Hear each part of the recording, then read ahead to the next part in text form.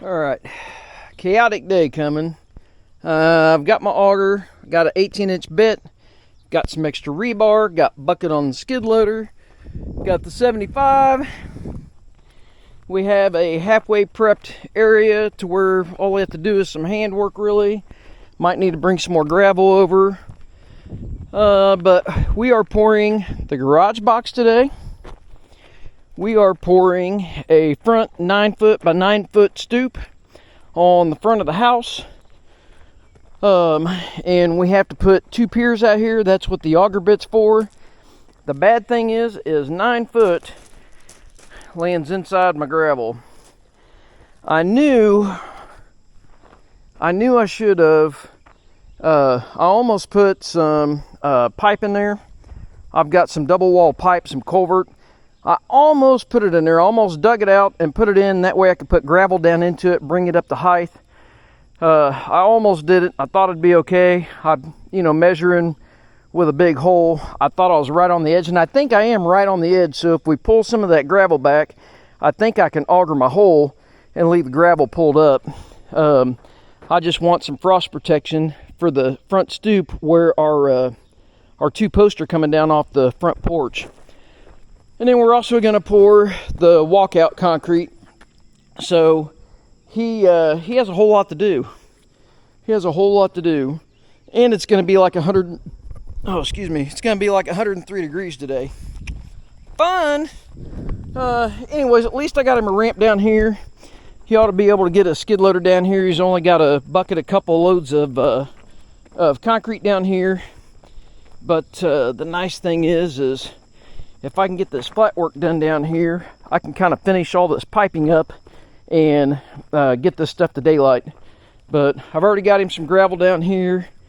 We're going to move this SDR 35, get it kind of out of the way so he doesn't even have to mess with it. It hasn't rained in a little bit and we're weeping water, so that means our drain tile is working very well. So get this pipe out of his way. It can be in my way later. Like I said, I'll tie to it, but we're going to do concrete kind of across here. That way, at least you can have protection for, not having grass growing up right at your door. Anyways, and I'm kind of undecided. I think thought about just going straight across. I'm probably just going to go straight across, make it easy. 2x4, go. But anyways, I'd really like to get this stuff closed up, get it daylighted out. Again, we got to build a wall over there, but it'd be nice to get all this pipe in and out, but they ought to be here pretty quick. Again, it's going to be like 102, 103 degrees, so he wants to get started fairly early. Anyways, we'll see what we get done. All right.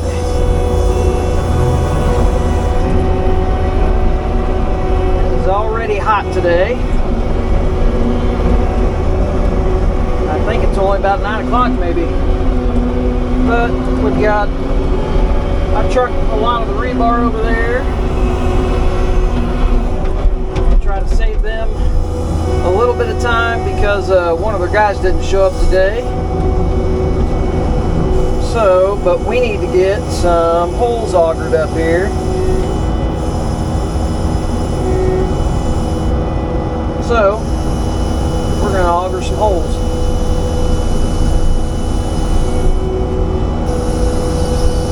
I fear it's going to be all, I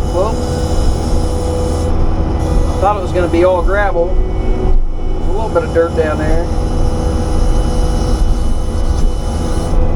We're into the concrete. We got some of that concrete down there in the overdig. This probably isn't going to go too well.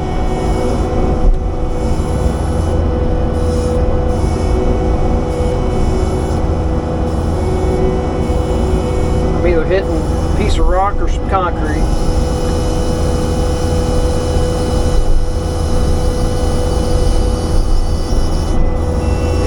Not going to go well.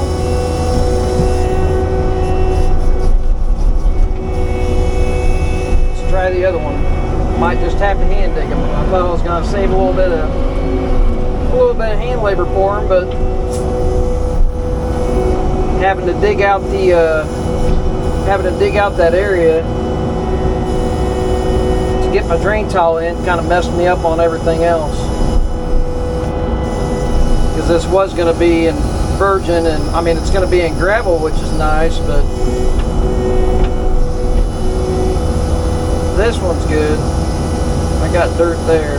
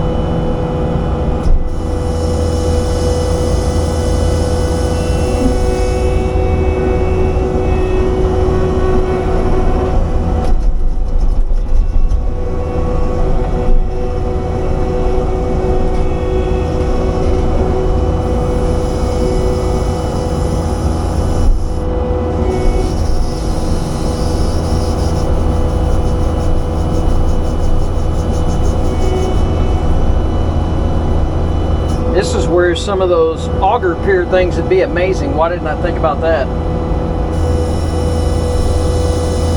That would absolutely be amazing right now.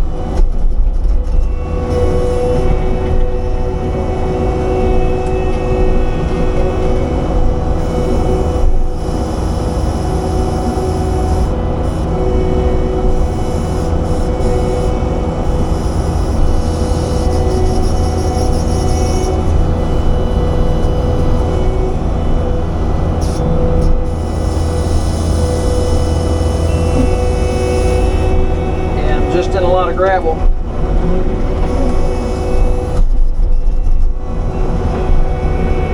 I'm in a lot of gravel, so that's just how it's going to be. Kind of sucks. I mean, it sucks for getting a hole in there.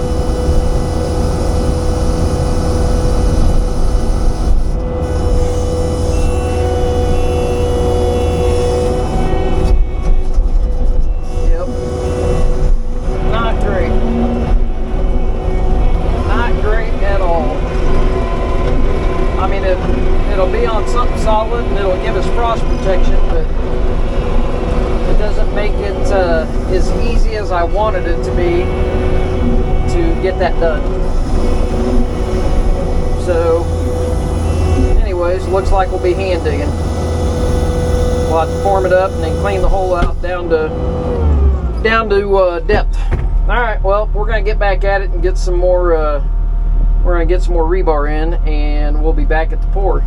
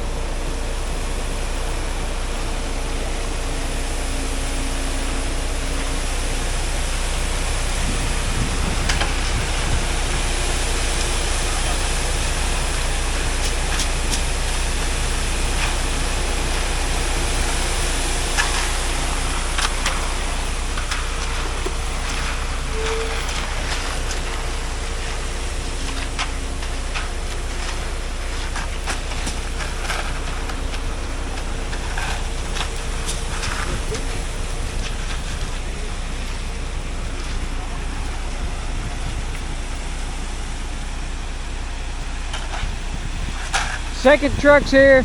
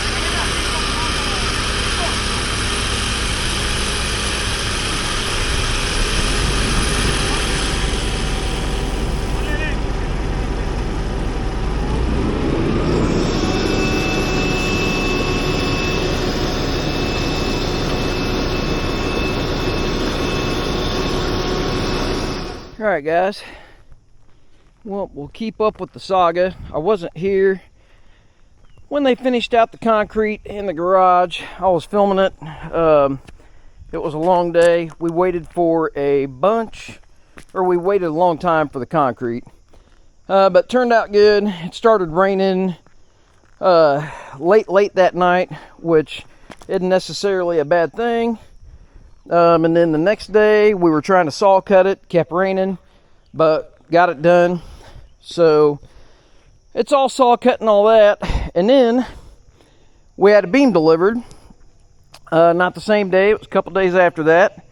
Apparently my measurements are pretty good.